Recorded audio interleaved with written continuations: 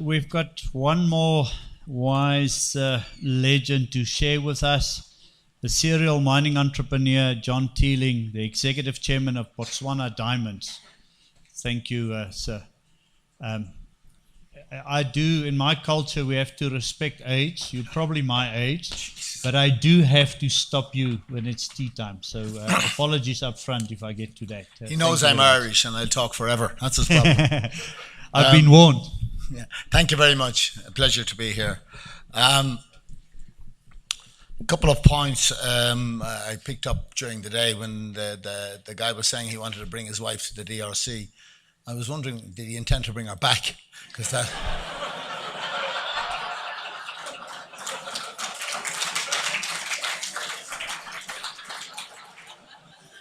It's all right. The second one was kind of serious. I'm listening all morning and we're talking about opportunities in Tanzania and various places and about hassles here and there, and you completely ignore the gorilla in the room, Zimbabwe.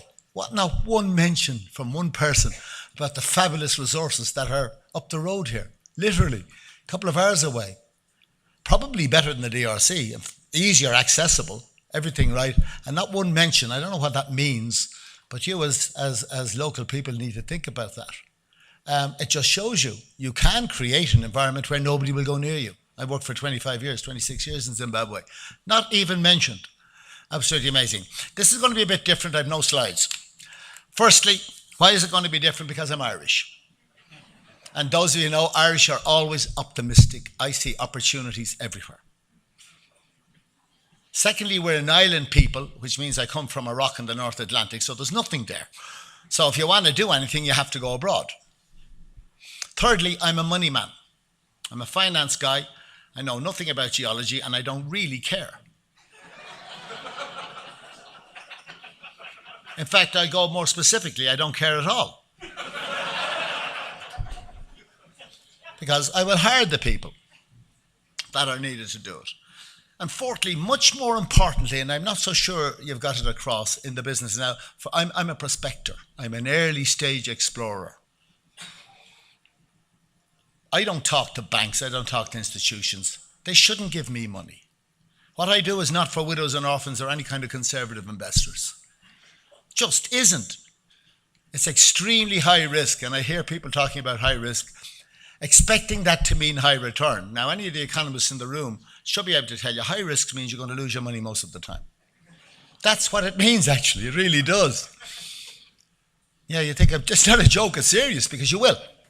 You will lose money most of your time. The last point is a very, very important point on what we're going to talk about is a dollar is an orphan. A dollar has no parents. A dollar has no loyalties. There is no right in the wide world why an exploration dollar should come to Zimbabwe, should come to South Africa, should come to Bolivia or any of these places. It will go where it's wanted. If you don't want it, it won't come. It's as simple as that. It really is as simple as that. You're saying there's nobody doing exploration in South Africa. Well, think about why are they not doing exploration in South Africa?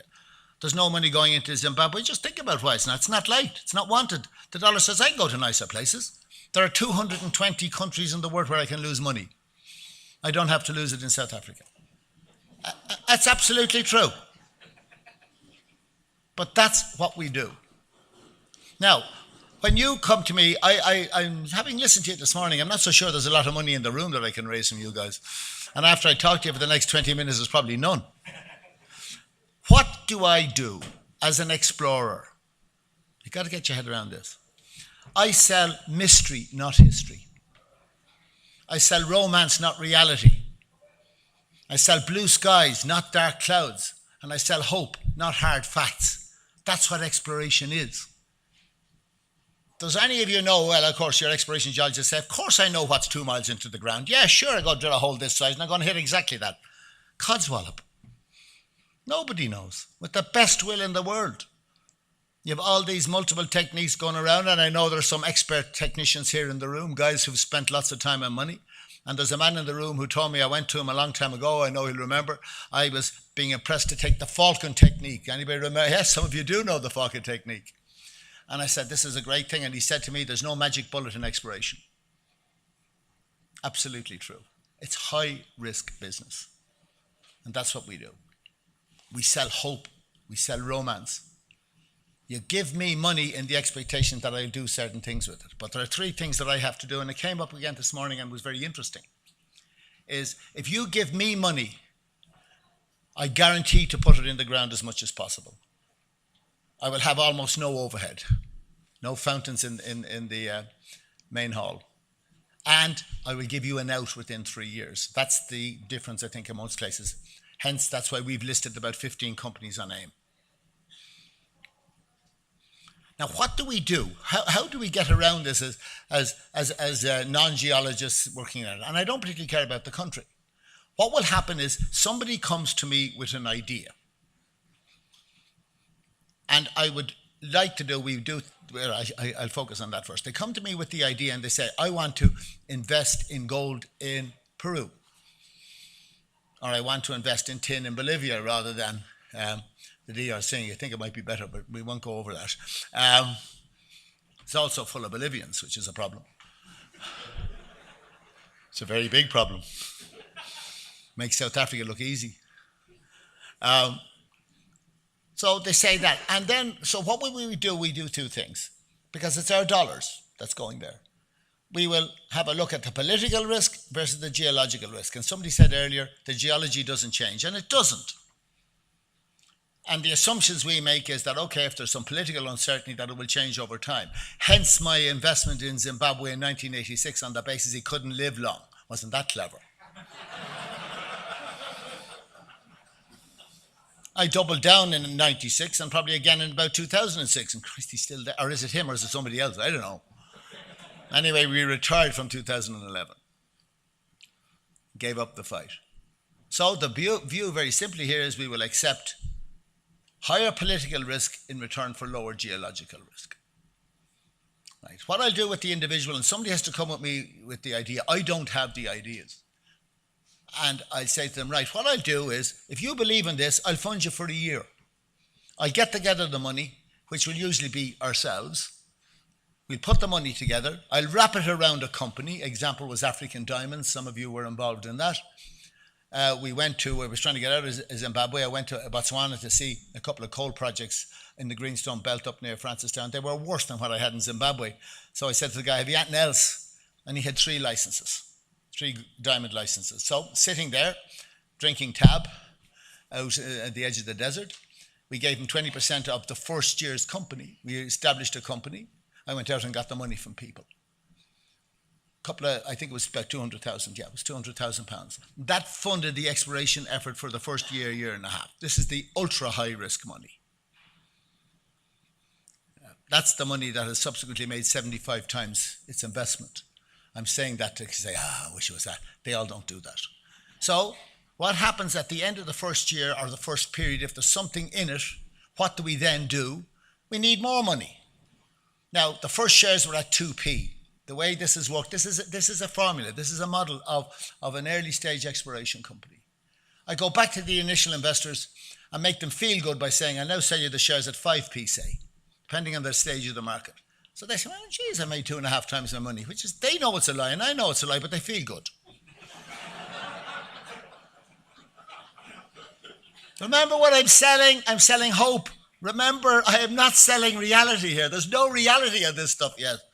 They've no idea where, most of the ones that came into me had no idea where Botswana was. Why would they? They were Irish. They, hardly knew where England was. I think maybe the medical missionaries of Mary or somebody of those, maybe some of them, but they didn't invest with me. So you raise the next tranche. Now, if it gets starting to get serious, if we've anything good, a very important thing to do, high risk, early stage equity capital cannot do the heavy lifting. So you tend to look for an exploration partner that's going to do the heavy work. And in the case of African Diamonds, we got De Beers from 2003 until about 2011. The recent one, Botswana Diamonds, I think James Campbell will be talking to you tomorrow about it, is we have Alrosa in Botswana, who are very interesting. Their first joint venture, they're having more trouble with it than we are. They're a ginormous Russian company, fabulous operation, but they move 1, 2, 3, 4. If you want them to go to 3, there's bedlam. Absolute bedlam. They cannot change anything. Now, big multinationals are bad, as most of you know, But this is as bad as it gets. They're wonderful people, but there is one way of doing it, and it is our way. The fact that they only put up half the money doesn't seem to get across to them. It's still their way. Is it going to work? Who knows? Who knows? We're working with them. Now, we've done this many, many times. In I don't know how many joint ventures we've had over about 40 odd years. I'll explain in a minute how I managed, as a nice academic business school person that was getting abused this morning, whoever abused the business school, in finance, how I ended up in this kind of a business. Because it's where you get your money from. So that's the second stage. Now, say it's working, and say there's an exploration program requiring X, Y, and a Z. If the markets were good, and from about 1986 onwards, we've listed companies. AIM is only in existence since 95. But there was things called the USM and the third market. But we give people a market to trade their shares if they have to. Now, most don't, because they're still following this belief that we know what's going. So each subsequent range of money is higher. If we list, we would never list at more than maybe $1 million or $2 million. So it's not a big scale investment, and it is the type of money you can afford to take a gamble on. We don't get institutions. We don't get sensible investors. We do not want widows and orphans. We just don't want them because they phone you up every day when the price is going down. Why is it going down? Because somebody is selling. What are you going to do about it? Nothing.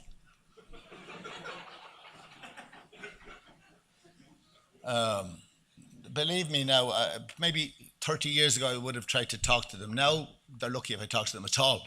And it's just getting harder and harder. And that's the stage that we are at. That now we are now a listed company.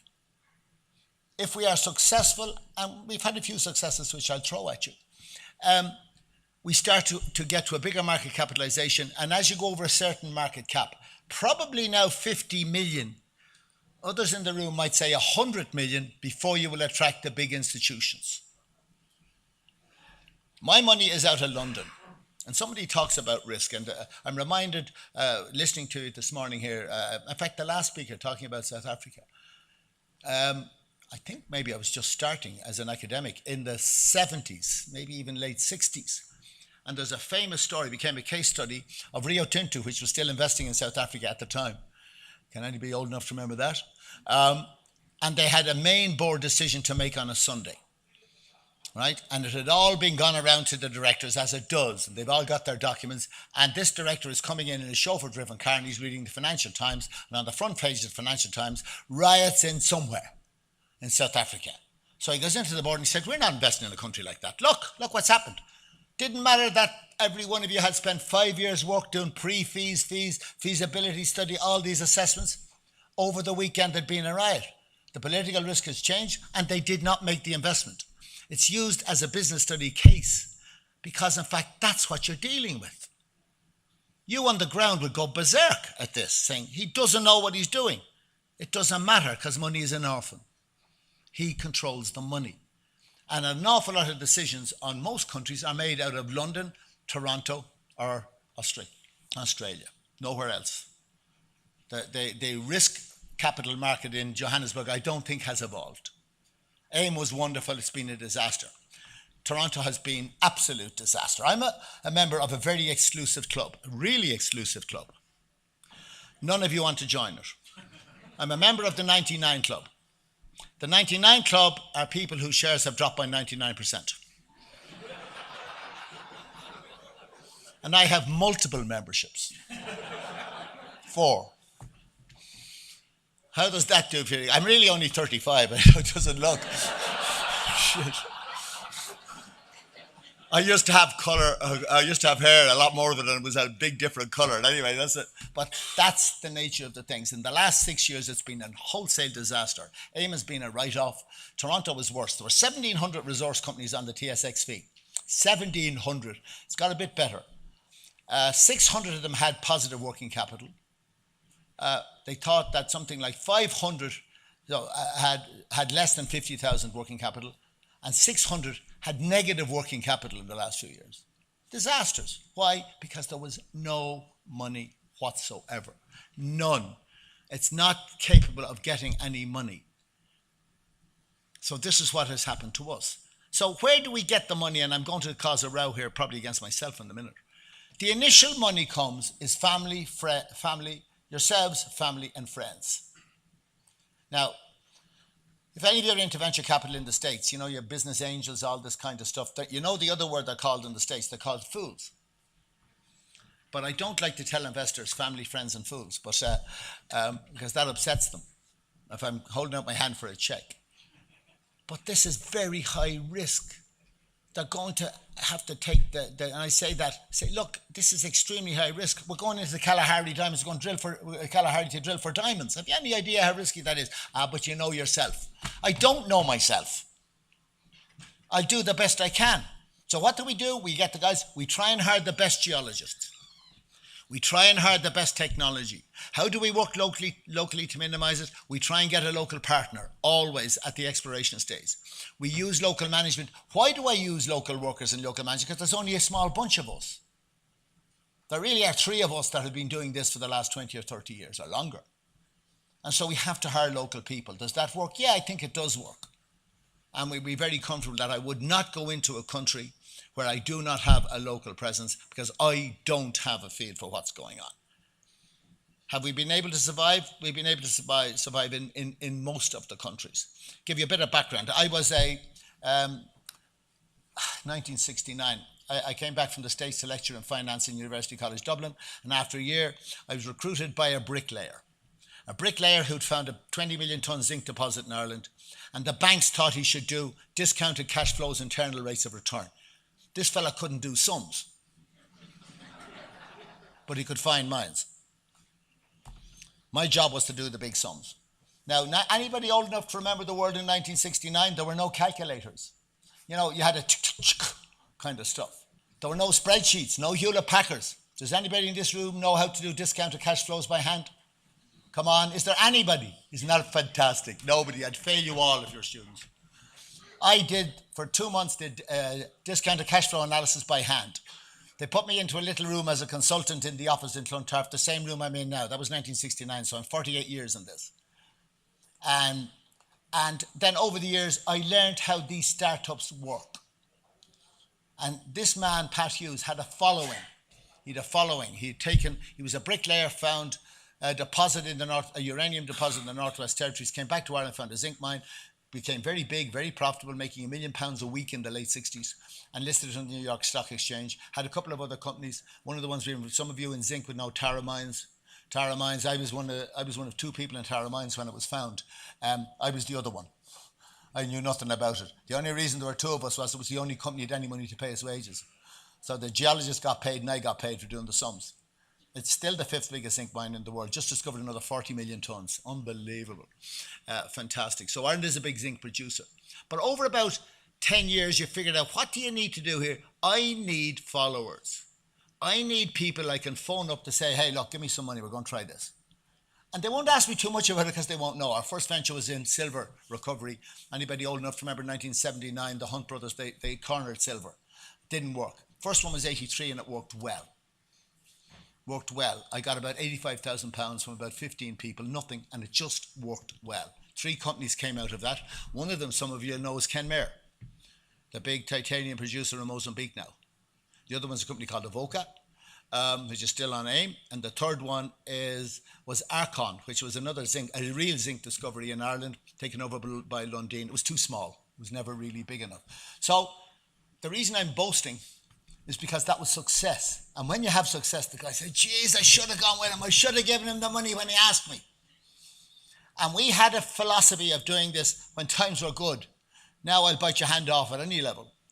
Is we had an inner group. I'd phone you up and say, I need £5,000 or £10,000. That's all you'd ask, right? Maybe 20 or 30 people. That's fine. If you gave it to me, you got asked the next time. If you didn't, you moved to an outer ring. You weren't asked at the 5 or 10,000, you might get in the second financing, not the first. And we were rigid on that. So people got stuck in. Now, those people have done very well. That worked really well in the good times. And we went through 15 of these and we expanded. We got delusions of grandeur. Because not everything is minerals. We started off in Zimbabwe in gold.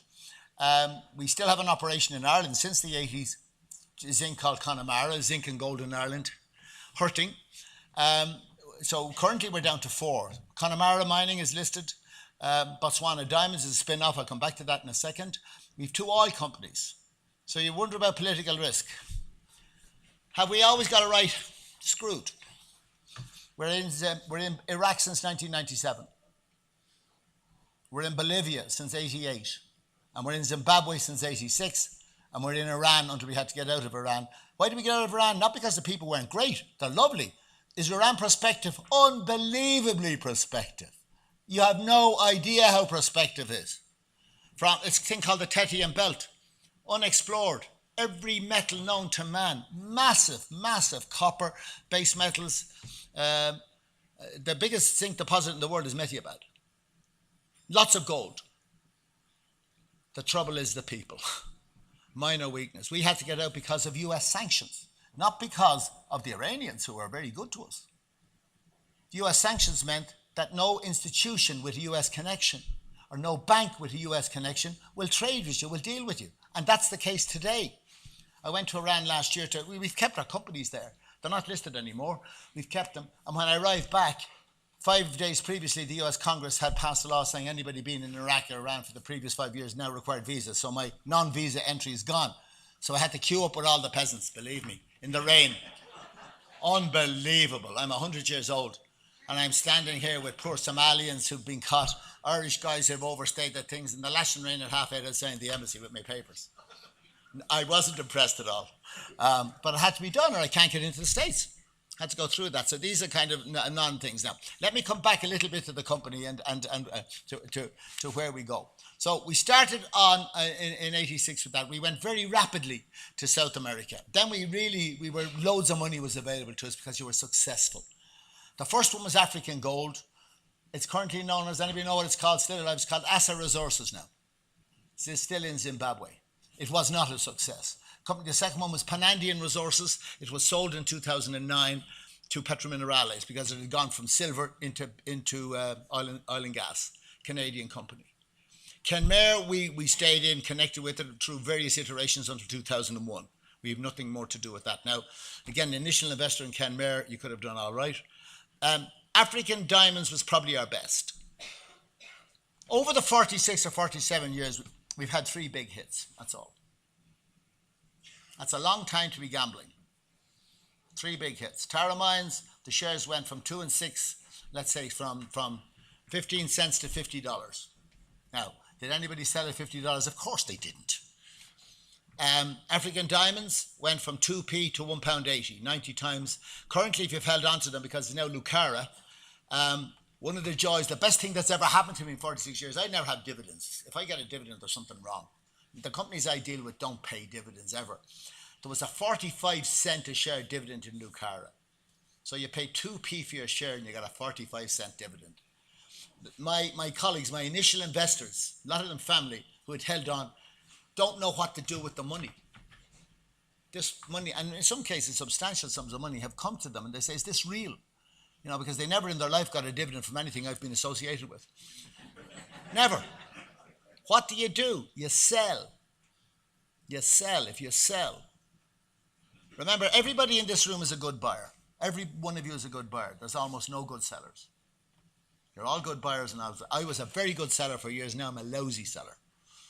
I have a 36-year-old son who's not as financially skilled as my 40-year-old, and yet he's a better seller. He trades the markets, and he's just very good. He's very good, knows. I must have got it from his mother or his father, whoever that might be. But anyway, I'm supposed to. I know who his mother is because I saw it. It's true. These things are true. These things are true. Anyway, where was I?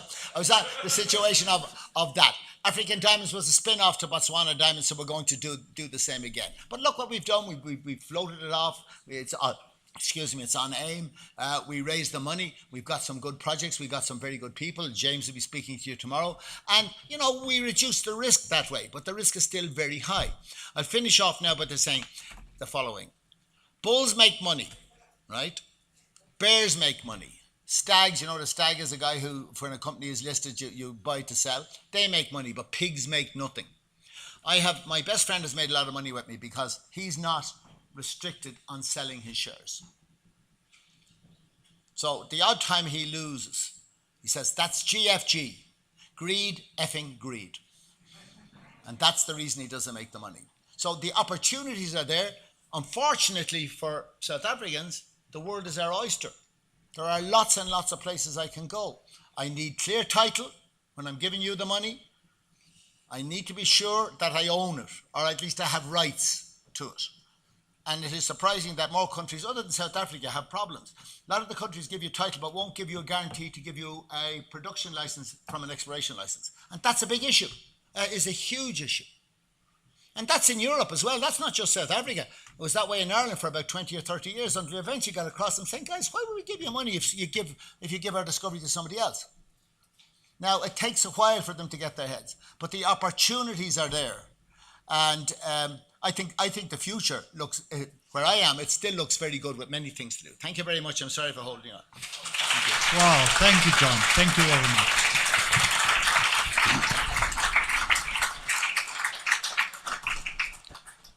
Amazing. Oh. I mean, true legendary stuff. I could hear a pin drop the whole time.